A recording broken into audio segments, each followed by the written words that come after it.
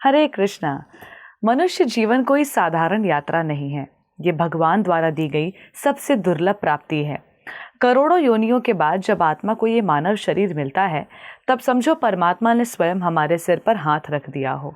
इस जीवन का हर पल, हर श्वास एक अवसर है पापों से मुक्त होने का, पुण्य कमाने का और अपनी आत्मा को भगवान से जोड़ने का।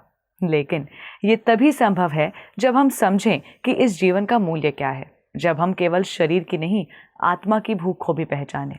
और इस आत्मिक भूख को शांत करने का सबसे सरल मार्ग है एकादशी। ये कोई आम दिन नहीं है, ये एक द्वार है, ऐसा द्वार जो हमें इस सांसारिक मोहमाया से बाहर निकालकर भगवत भक्ति के आलोक में प्रवेश कराता है। शास्त्र बताते हैं कि एकादशी का व्रत करने से शरीर शुद्ध होता है, मन स्थिर होता है और आत्मा भगवान के निकट जाती है। हर एकादशी एक नई शुरुआत का संकेत देती है, एक नए संकल्प, एक नई यात्रा की ओर।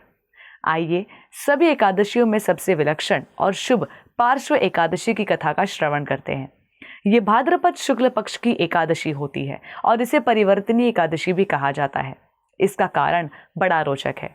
शास्त्रों के अनुसार देवशयनी एकादशी को भगवान विष्णु क्षीर सागर में योग निद्रा में चले जाते हैं और पार्श्व एकादशी के दिन वे करवट बदलते हैं, पार्श्व परिवर्तित करते हैं। ये केवल शारीरिक नहीं, एक आध्यात्मिक परिवर्तन भी है। ये उस क्षण का प्रतीक है जब प्रकृति, ब्रह्मांड और आत्मा तीनों एक साथ करवट लेते हैं, एक नवीन ऊर्जा की ओर बढ़ते हैं। पुराणों में एक कथा आती है महाराजा बलि की, जो कि असुर कुल में जन्मे एक महादानी और पराक्रमी राजा थे। उन्होंने इंद्रलोक तक को जीत लिया था। तब भगवान विष्णु वामन अवतार लेकर बलि महाराज के पास बटुक ब्राह्मण के वेश में पहुंचे, 3 पग भूमि मांगी और फिर विराट रूप लेकर तीनों लोकों को नाप लिया। तीसरा पग रखने के लिए जब स्थान नहीं बचा तो राजा बलि ने अपना सिर आगे कर दिया। भगवान विष्णु ने प्रसन्न होकर उन्हें पाताल लोक का राजा बना दिया। अब सोचिए, ऐसा दिन जब स्वयं भगवान करवट बदले, जब ब्रह्मांड में ऊर्जा की नई धारा बहे, वो दिन हमारे लिए कितना महत्वपूर्ण होगा।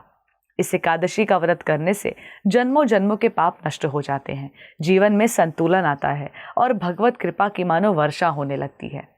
ये व्रत केवल भोजन न करने का नाम नहीं है, ये अपने भीतर की अशुद्धियों से उपवास करने का नाम है, क्रोध से, लोभ से, छल से और ईर्ष्या से। ये आत्मा को निर्मल करने की प्रक्रिया है।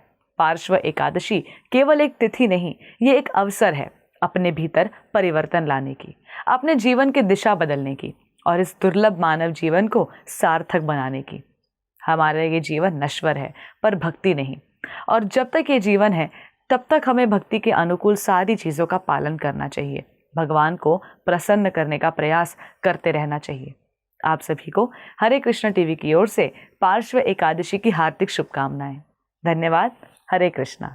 ऐसे ही और भक्तिमय कार्यक्रमों के लिए देखिए हरे कृष्णा टेलीविजन, और इसे प्राप्त करने के लिए आप अपने केबल अथवा DTH ऑपरेटर से संपर्क करें तथा और अधिक जानकारी के लिए आज ही डायल करें 7666 839 839।